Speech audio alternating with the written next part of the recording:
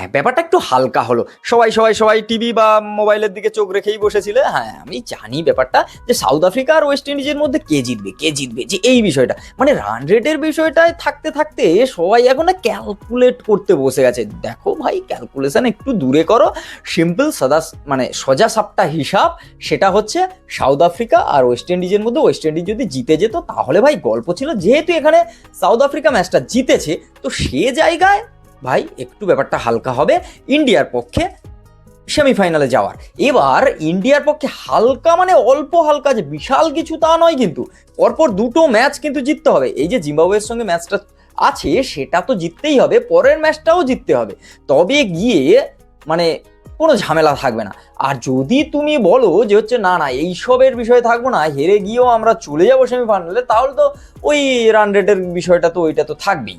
এবার সেটাও নয়, ঘটনাটা এখানে উল্টো। ঘটনাটা হচ্ছে যে জায়গায় দেখা গেল যে হচ্ছে সাউথ আফ্রিকা ম্যাচটা জিতে গেছে, তো এখন ইন্ডিয়াকে পরপর দুটো ম্যাচ জিততেই হবে, আর জিতে গেলেই তারপর ফাইনাল, কোনো চাপ নেই, মানে সেমিফাইনাল, ঠিক আছে।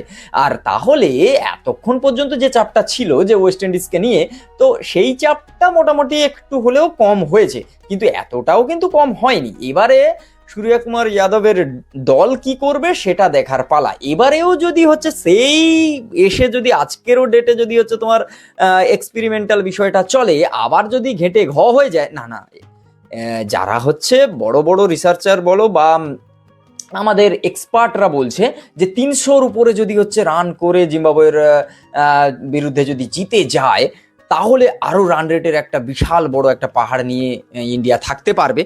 কিন্তু ব্যাপারটা তা তো সম্ভব নয়। আগের ম্যাচটা আমরা কততে হেরেছি সেটা আমাদের মনে আছে, আর আমাদের নয়, আমাদের অনেক দিন ধরে মনে থাকবে, মানে বিষয়টা তাই হয়েছে। এবার এক্সপেরিমেন্ট বিষয়টা যদি এই জিম্বাবুয়ের সঙ্গেও চলতে থাকে, তাহলে কি হবে রেজাল্ট সেটা আমি না, আমার থেকে ভালো তোমরাও জানো। এবার দেখা যাক কি হতে কি হয়। এবার যেটা দাঁড়ালো, সেদিকে তো সাউথ আফ্রিকা জিতে গেল, তাহলে এবার ইন্ডিয়ার দুটো ম্যাচকে নিয়ে পুরোপুরি কনসেন্ট্রেট হতে হবে। দ্বিতীয়ত সঞ্জু স্যামসনকে খেলানো উচিত ছিল, এবার উচিত আছে। এবার দেখার যে জিম্বাবুয়ের বিরুদ্ধে কোনটা কে খেলে, কি ব্যাপার। যদি এখানে হচ্ছে তোমার অভিষেক শর্মা, সঞ্জু স্যামসন, তারপরে তিলক আর ঈশান কিষান এরা সবাই খেলে, তাহলে ব্যাপারটা একটু জমে যাবে।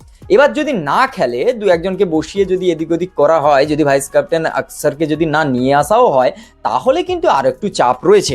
এবার দেখো, ঘটনাটা হচ্ছে হারজিত আছে খেলায়, কিন্তু ব্যাপারটা সবকিছু মানে ওই কি বলা যায়, আশানুরূপ ব্যাপারটা যদি হয় না, তাহলে একটু জমে যায়। আর যদি সেগুলো না থেকে এক্সপেরিমেন্ট করতে গিয়ে যদি হেরে যায়, সেই বিষয়টা আর মেনে নেওয়া যায় না।